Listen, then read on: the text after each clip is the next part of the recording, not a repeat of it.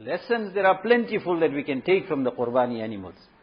When we are placing the knife over the throat of those animals, then I have mentioned this many times that we should be placing that knife at the same time over the throat of our evil desires. And that example that when does the sun rise? The sun rises after the horizon has turned red. We have to look at the sky. First you will find the horizon turning red. Thereafter the ball of the sun comes out. And that redness that is there is also because of that sun which is about to come out. But first it has to turn red.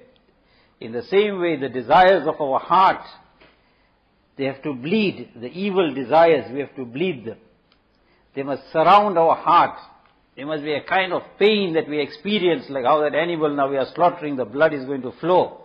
Like that, these evil desires, when they come into our hearts, then we must place the knife on the throat of those evil desires. When that is going to happen, and the horizons of the heart will turn red with the blood of our evil desires, then we will find the suns, S-U-N-S, of the muhabbat and the love of Allah Ta'ala then rising in the heart.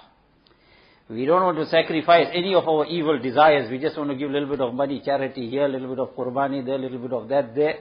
But what about the Qurbani of those evil desires that in our hearts?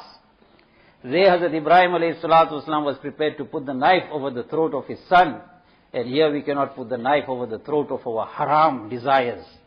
And if we're going to give up that haram, then nobody else is going to benefit but ourselves.